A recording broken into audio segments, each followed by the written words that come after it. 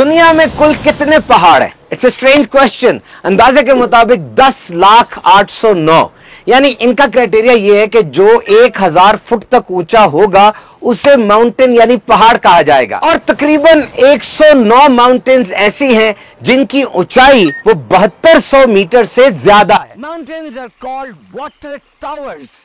पूरी दुनिया के अंदर फ्रेश वाटर जितना भी है 60 से 70% वो माउंटेन्स यानी पहाड़ों से आता है। और यकीनन हमारा प्यारा दीन इस्लाम हर चीज के बारे में हमें कामिल रहनुमाई फराहम करता है।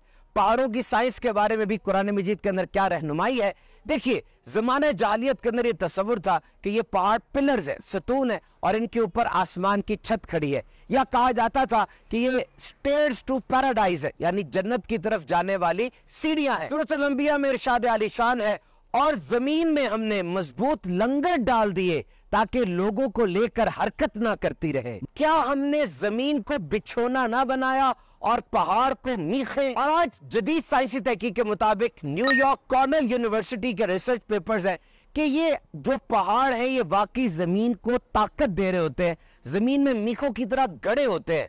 एक अंदाजे के मुताबिक 5.6 टाइम्स एक पहाड़ की जड़ वो जमीन के नीचे होती है। यानी माउंट एवरेस्ट जो कि तकरीबन 22,000 फीट ऊपर है, इसका 5.6 फुट वो जमीन के नीचे मौजूद है। और साइंस ये भी कहती है कि अगर ये पहाड़ ना हो, earth will be like a flying husk, यानी ये पहाड़ इन्होंने जमाया हुआ है अर्थ के मेंटल को, जमीन की जो कोर है उसको, और अगर ये नहीं होंगे तो ये जमीन शायद भूसे की तरह उड़ती फिरे। ये साइंस का नुक्ता नजर है। सूरत लुकमान में है, और हमने आसमानों को बगैर सतूनों के बनाया जो तुम्हें नजर आए, और जमीन में लंगर डाल दिए ताकि जमीन हिलती ना रहे।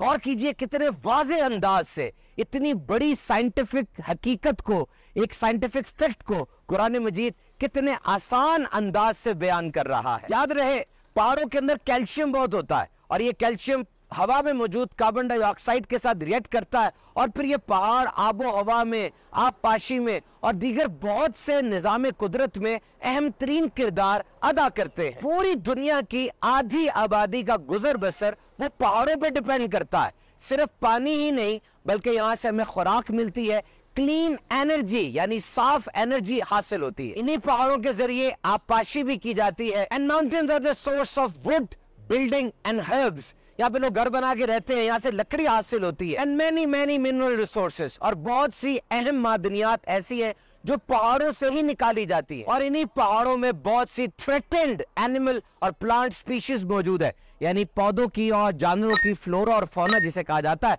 उनकी ऐसी नस्लें जो नापैद होती चली जा रही हैं इन्हीं पहाड़ों में मौजूद है। तो यकीनन ये पहाड़ कुदरत का अजीमुशान शाहकार है, और तुम अपने रब की कौन कौन सी नेमतों को जुटलाओगे।